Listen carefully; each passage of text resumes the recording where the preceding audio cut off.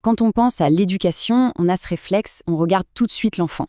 On se demande ce qu'on peut lui apprendre, comment on peut, en quelque sorte, le former. Mais et si la science nous disait que la clé, en fait, ce n'est pas tant ce qu'on enseigne, mais bien qui on est?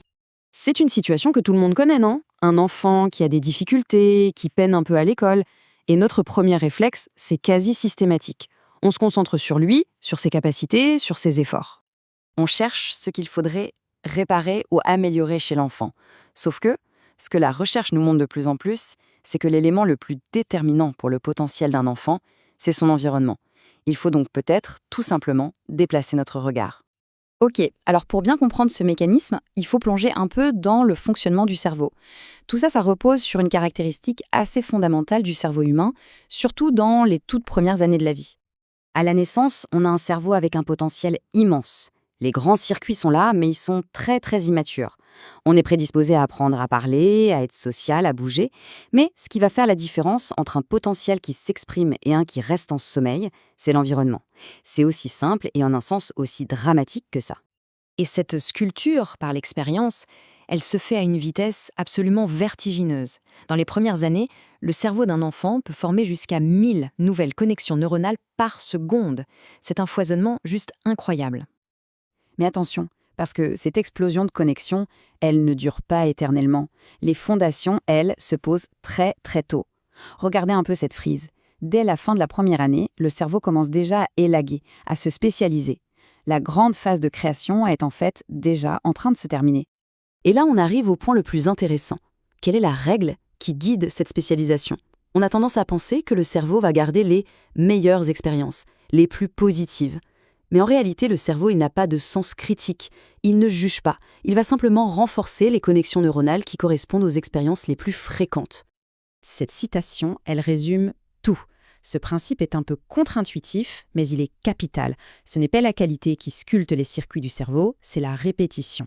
Le cerveau enregistre ce qui est habituel, pour le meilleur comme pour le pire.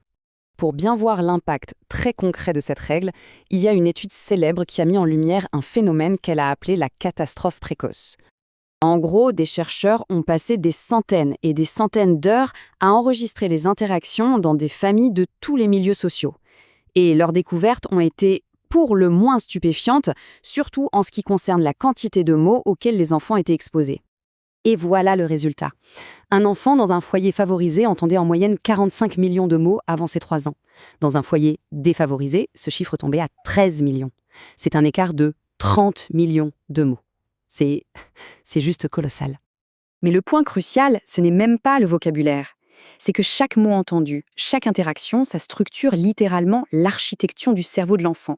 Avec 30 millions de mots de différence, on peut facilement imaginer que l'architecture cérébrale à l'arrivée n'est pas la même.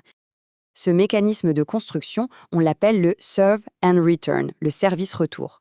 C'est ce dialogue, qui peut même être non-verbal, ce véritable ping-pong relationnel. L'enfant sert, il envoie une balle et l'adulte retourne en répondant. C'est cet échange qui va allumer et renforcer les circuits neuronaux. Ce n'est pas l'écoute passive qui compte, c'est vraiment l'interaction.